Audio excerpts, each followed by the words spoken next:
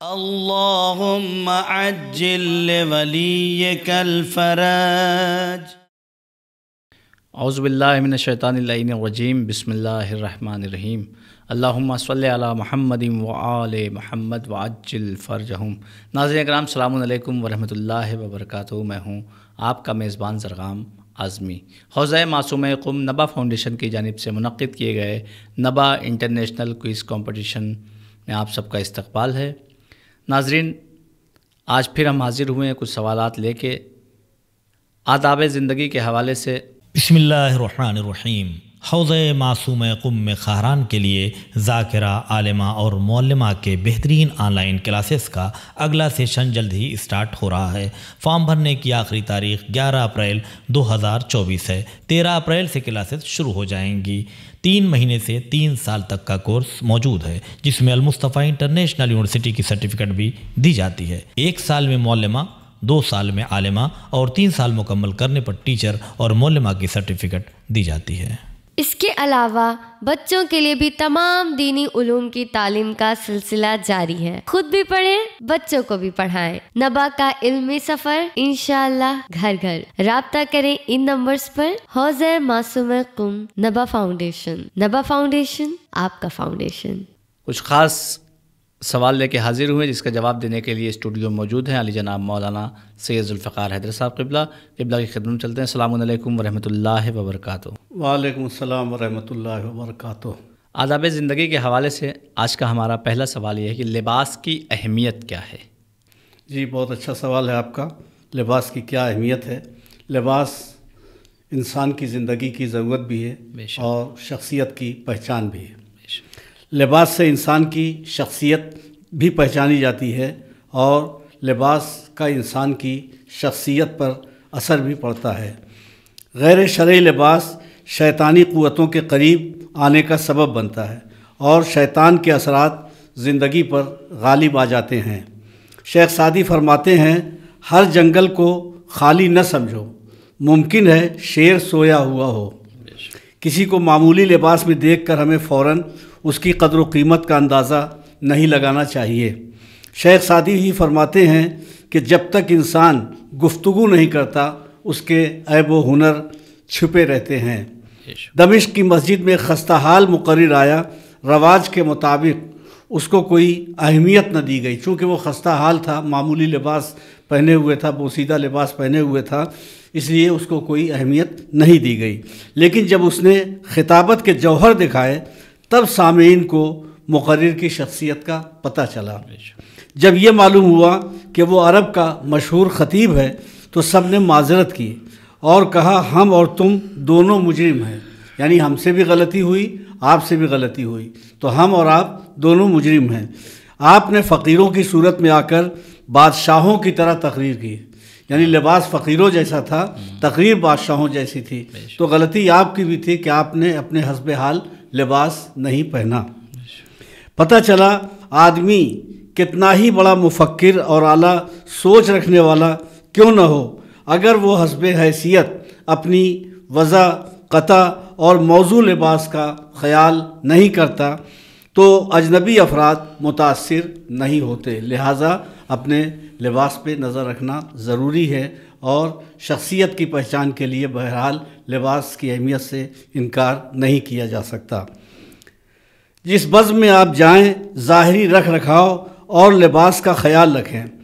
عیب و ہنر تو تب کھلیں گے جب آپ کلام کریں گے. اگر یہ موقع ہی نہ ملا تو مجلس میں شامل افراد آپ کو کوئی اہمیت نہیں دیں گے. خصوصاً اس زمانے میں خوش لباسی شخصیت شناسی کا اہم ذریعہ ہے. نہ جانے کس چور دروازے سے یہ بات رواج پا گئی ہے کہ اجڑی اور بکھری ہوئی حالت زہد کی علامت ہے. بکھرے ہوئے بال، اجڑا ہوا چہرہ اور بکھرا ہوا لباس گویا وہ زہد کی علامت سمجھا گیا ہے. بال بکھرے ہوئے، لباس بے ڈھنگا، جسم سے بدبو ایسی کہ پہلو میں بیٹھنا دشوار. اسلام کی تعلیم ہرگز ایسی نہیں ہے. اسلام زہد اس بات کو ہرگز نہیں کہتا کہ بالکل بے ڈھنگا لباس پہنیے، بے ڈھنگی صورت بنائیے، بکھرے ہوئے بال رکھیے اور چہرہ اجلا ہوا معلوم ہو۔ اسلام کی تعلیم ایسی نہیں ہے، بلکہ اسلام کی تعلیم اس سے بالکل الگ ہے۔ اسلام نے تو مصلی تک پر آنے کے لیے خوشبو، لباس اور آرائش و زیبائش کے اصول مقرر کیے ہیں، یعنی مصلی پر آؤ تو وہاں پر بھی سج سنور کر آؤ، وہاں پر بھی کنگھا کر کے آؤ، وہاں پہ بھی خوشبو استعمال کر کے آؤ، وہاں پہ بھی بہترین لباس جو تمہارے پاس تمہارے گھر میں تمہارا بہترین لباس ہو وہ بہترین لباس پہن کر مصلی پر آؤ۔ مسجد میں کیسے جائیں، لوگوں سے ملاقات کس طرح کریں، کوئی ایسی جگہ نہیں جہاں اس خود ساختہ بدحالی کی اسلام نے موافقت کی ہو۔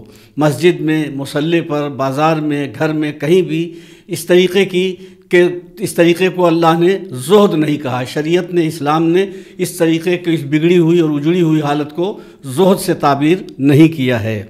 بے شک، جزاک اللہ۔ قبلہ اگلا سوال یہ ہے کہ کیا یہ صحیح ہے کہ ظاہر سے کچھ نہیں ہوتا، بس باطن ٹھیک ہونا چاہیے؟ جی نہیں، یہ بالکل غلط بات ہے۔ کچھ لوگ یہ فلسفہ پیش کرتے ہیں کہ ظاہر سے کچھ نہیں ہوتا، باطن ٹھیک ہونا چاہیے۔ انہیں شاید یہ معلوم نہیں کہ پھل کے چھلکے کا داغدار ہونا اس بات کی علامت ہے کہ اندر کے حالات بھی ٹھیک نہیں ہیں۔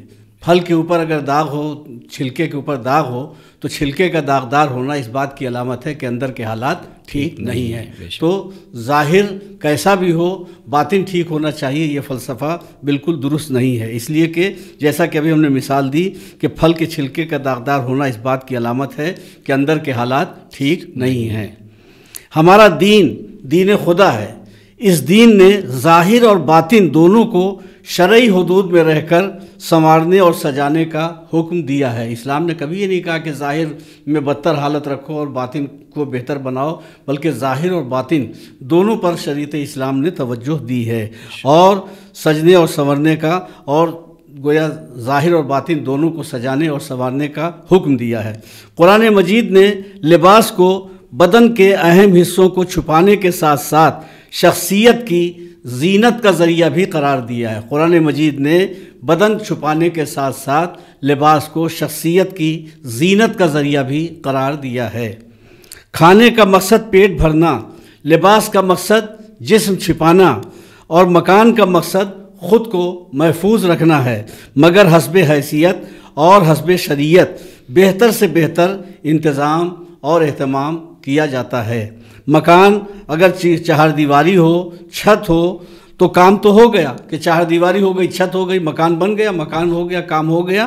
مگر اب پلاسٹر، پینٹ اور دیگر آرائش و زیبائش کا اہتمام بتاتا ہے کہ باطن ہی کچھ نہیں، ظاہر بھی بہت کچھ ہے۔ ہم مکان کو ظاہر طور پر بھی سجانے اور سنوارنے کی کوشش کرتے ہیں، ورنہ صرف اگر چہار دیواری بن جائے اور چھت ہو تو وہ مکان تو کافی ہے، مگر اس پر بہترین پینٹ کیا جاتا ہے، بہترین طور پہ سجایا جاتا ہے، اس کی آرائش ہوتی ہے اور مختلف سامان کمرے میں سجانے کے رکھے جاتے ہیں۔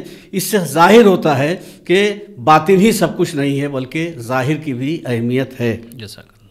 سورہ اعراف آیت نمبر 26 میں ارشاد ہو رہا ہے، اے بنی آدم، ہم نے لباس اتارا جو تمہارے ستر کو چھپاتا ہے، یعنی جو جگہیں چھپانے کی ہیں، بدن کے جن حصوں کو چھپانا واجب ہے ان جگہوں کو چھپانا چاہیے مردوں کے لیے، تو تمہارے ستر کو چھپاتا ہے۔ بدن یعنی لباس کا ایک اہم کام یہ بھی ہے کہ بدن کے جن حصوں کو چھپانا چاہیے ان حصوں کو چھپاتا ہے۔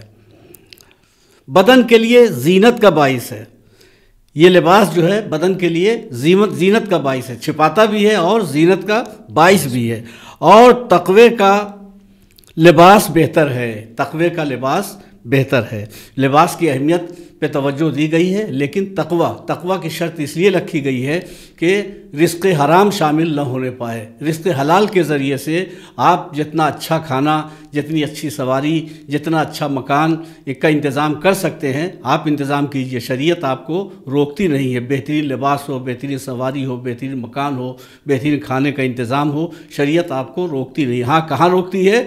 جہاں رزق حرام شامل کرنا پڑ جائے، رزق حرام کے کو ذریعہ بنایا جائے اپنی خواہشات کو پوری کرنے کے لیے۔ وہاں شریعت کہتی ہے کہ آپ کی روزی، آپ کا رزق جتنی اجازت دیتا ہے اسی کے اعتبار سے آپ اپنا لباس رکھیے، اسی کے اعتبار سے اپنا مکان رکھیے، اسی کے اعتبار سے اپنی غذا رکھیے، اسی کے اعتبار سے اپنی سواری کا انتظام کیجیے۔ رزق حرام کی شریعت نے سخت ممانعت کی ہے، اور رزق حرام کا بہت برا اثر انسان کی زندگی پر، انسان کے کردار پر، انسان کی سوچ پر، انسان کی فکر پر پڑتا ہے۔ لہٰذا بہت اچھی زندگی دوسروں کی دیکھ کر گزارنے کے شوق میں ایسا نہ ہو کہ رزق حلال کو چھوڑ کر ہم رزق حرام کی طرف توجہ کریں اور گویا گناہ کے مرتکب ہوں۔ شریعت اس بات کی اجازت نہیں دیتی، اس لیے کہا گیا کہ اچھا بہترین لباس ہونا چاہیے، لیکن لباس تقویٰ بہتر ہے۔ اس آیت میں یا بنی آدم کہا گیا ہے، اس آیت میں یا بنی آدم کہا گیا، یعنی پوری نسل انسانی سے خطاب ہے۔ یعنی یہ اچھا لباس، اچھا مکان، اچھی سواری، اچھی زندگی کا مطالبہ صرف مسلمانوں سے نہیں ہو رہا ہے، بلکہ تمام انسانوں کو نصیحت اور ہدایت کی جا رہی ہے کہ رزق حلال کے ذریعے سے جہاں تک ممکن ہو اچھی غذا، اچھا لباس، اچھا مکان، اچھی سواری تمہارے پاس ہونا چاہیے، تاکہ تمہاری شخصیت میں نکھار پیدا ہو۔ تو یہاں پوری نسل انسانی سے خطاب ہے، یعنی لباس ہر انسان کی بنیادی ضرورت ہے۔ اس میں لباس کے دو بنیادی مقصد کی طرف اشارہ کیا گیا ہے۔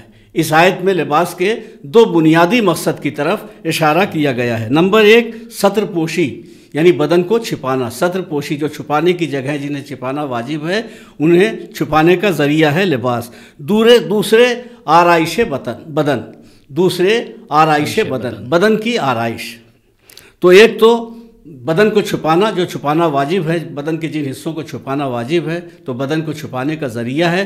دوسرے کیا ہے؟ بدن کی آرائش کا ذریعہ ہے۔ لہٰذا صرف اتنا ہی لباس نہیں ہونا چاہیے جتنے سے ستر پوشی ہوتی ہے، بلکہ بدن کی آرائش کا ذریعہ لباس ظاہر ہونا چاہیے۔ شریعت کی مقرر کی ہوئی حدوں کی پابندی کے ساتھ ہر طرح کا معمولی یا قیمتی لباس پہنا جا سکتا ہے۔ شریعت کی حدوں کو نظر میں رکھنا ضروری ہے۔ اگر شرعی طور پر آپ کے امکان میں نہیں ہے تو آپ معمولی لباس پہنیے، مگر صاف پہنیے، اچھا پہنیے، پاک و پاکیزہ پہنیے۔ شریعت اسی پہ گویا اکتفا کرتی ہے کہ رزق حرام سے بہتر یہ ہے کہ آپ معمولی لباس اختیار کریں۔ بہرحال آپ کا لباس معمولی ہو یا قیمتی ہو، شریعت کے حدود میں ہونا چاہیے۔ شہر، علاقہ، ملک اور تہذیب و تمدن کے اختلاف کے سبب لباس بھی الگ الگ انداز کے ہیں۔ ہر ملک کا لباس الگ ہے، ہر ماحول کا، ہر سماج کا، ہر معاشرے کا، ہر قوم کا لباس تقریباً الگ الگ ہے۔ تو بہرحال جو لباس آپ کے لیے زینت کا سبب ہو، آپ کے لیے عیب کا سبب نہ ہو، اور شریعت کے حدود میں جو لباس آپ کے لیے بہتر اور مناسب ہو، اس لباس کو اختیار کرنا چاہیے۔ اس لیے یہ تو ممکن نہیں ہے کہ ساری دنیا کا لباس ایک جیسا ہو۔ یہ نہیں ہو سکتا کہ ساری دنیا کا لباس ایک جیسا ہو، ساری دنیا کے رہنے والے ایک ہی جیسا لباس پہنے، اس کا امکان نہیں ہے۔ لیکن بہرحال جہاں کا بھی لباس ہو، جس ملک کا بھی لباس ہو، شرعی حدود میں اس کا ہونا بہت ضروری ہے۔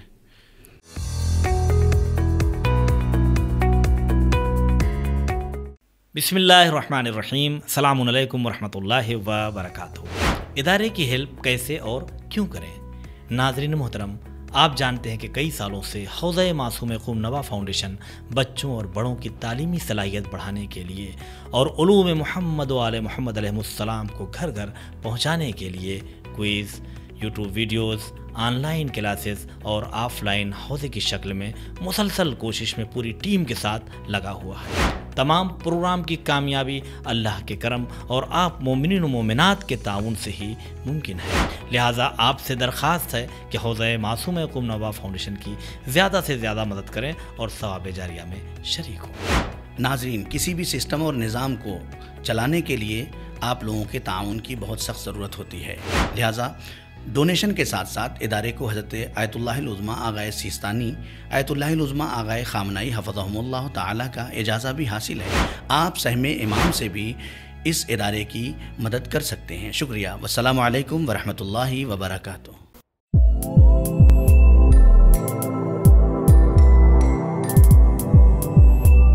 ناظرین بڑھتے ہیں اگلے سوال کی جانب. قبلہ سے ہمارا اگلا سوال یہ ہے کہ شریعت نے لباس سے متعلق کیا اصول قائم کیے ہیں؟ ماشاء اللہ، سوال بہت اچھا ہے. شریعت نے لباس سے متعلق کیا اصول اور احکام مقرر کیے ہیں؟ شریعت نے ایسے اصول اور احکام مقرر کر دیے ہیں جس کی پابندی کرتے ہوئے آپ لباس کا انتخاب کر سکتے ہیں. شریعت نے جو اصول اور جو آداب مقرر کر دیے ہیں انہی اصول اور آداب کے درمیان رہ کر کے آپ گویا شریعت کی پابندی کرتے ہوئے لباس کا انتخاب کر سکتے ہیں. مثلا شریعت نے جس لباس سے منع کیا ہے اس لباس کو نہیں پہننا چاہیے. شریعت نے جس لباس کو پہننے کا حکم دیا ہے وہی لباس پہننا چاہیے. مثلا مردوں کو زنانہ لباس نہیں پہننا چاہیے، عورتوں کو مردانہ لباس نہیں پہننا چاہیے، یا مردوں کے لیے مثلا خالص ریشمی کپڑا نہیں پہننا چاہیے. تو شریعت نے جن چیزوں سے روکا ہے تو اس لباس میں بھی ان چیزوں کا خیال رکھنا چاہیے. جیسے غذا میں خیال رکھنا چاہیے ویسے ہی لباس میں بھی شریعت کو نظر میں رکھنا بہت ضروری ہے. تو شریعت نے جو احکام اور آداب اور اصول مقرر کر دیے ہیں انہی اصولوں کے دائرے میں رہتے ہوئے ہمیں لباس کا انتخاب کرنا ہوگا. مثلا لباس ساتر ہو. ساتر یعنی واجب بدن کے واجب حصوں کو چھپانے والا ہو، یعنی شرعاً مرد و عورت کے لیے جس حصے بدن کا چھپانا فرض ہے اس کو ڈھانکنے اور چھپانے والا ہو. عورتوں کے لیے جتنا لباس ضروری ہے عورتوں کو اتنا لباس ہونا چاہیے، مردوں کے لیے جتنا لباس چاہیے مردوں کا وہ لباس ہونا چاہیے. اور سب سے بڑی بات یہ ہے کہ شریفانہ انداز کا لباس ہونا چاہیے. دیکھنے کے بعد لباس دیکھنے کے بعد انسان شریف معلوم ہونا چاہیے. تو شرعی حدود میں رہتے ہوئے بھی لباس میں اس بات کا انتخاب کرنا چاہیے کہ ہماری شخصیت کے مطابق لباس ہو، شرعی حدود میں ہو اور ہماری شخصیت کے مطابق لباس ہو. تو لباس ساتر ہو یعنی شرعاً مرد و عورت کے لیے جس حصے بدن کا چھپانا فرض ہے اس کو ڈھانکنے اور چھپانے والا ہو. نمبر 2، اتنا تنگ اور چست اور باریک نہ ہو کہ قابل ستر اعضاء جو بدن کو حصے کو چھپانا چاہیے وہ ظاہر ہو، اس کی نمائش ہو رہی ہو. نمبر 3، مردوں کے لیے زنانہ اور عورتوں کے لیے مردانہ لباس نہ ہو. عورتوں کے لیے زنانہ لباس ہونا چاہیے، مردوں کے لیے مردانہ لباس ہونا چاہیے. ایسا نہیں ہونا چاہیے کہ عورت مردوں کی شکل بنا لیں، مرد عورتوں کی شکل بنا لیں. مردوں جیسا عورت کو بننے سے روکا گیا ہے، عورتوں کو مردوں جیسا بننے سے روکا گیا، مردوں کو عورتوں جیسا بننے سے روکا گیا ہے. اور اللہ نے 2 الگ الگ صنفیں بنائی ہیں، عورت کو عورت بنایا ہے، مرد کو مرد بنایا ہے. تو مرد کو مرد بن کے رہنا چاہیے، لباس کے اعتبار سے بھی، رہن سہن کے اعتبار سے بھی. عورت کو عورت بن کے رہنا چاہیے، اسے بھی اپنے لباس کے اعتبار سے اور اپنے رہن سہن کے اعتبار سے. نمبر 4، مردوں کے لیے خالص ریشمی نہ ہو. مردوں کے لیے لباس خالص ریشمی نہ ہو. شریعت نے مردوں کے لیے خالص ریشمی لباس کو منع کیا ہے، لہٰذا خالص ریشمی لباس مردوں کے لیے نہ ہو. یہ آداب و اصول جو مقرر کیے ہیں ان کی پابندی کرتے ہوئے مناسب لباس کا انتخاب کیا جا سکتا ہے. نمبر 5، لباس دوسروں پر فخر و غرور اور دوسروں کی تحقیر کے لیے نہ پہنے.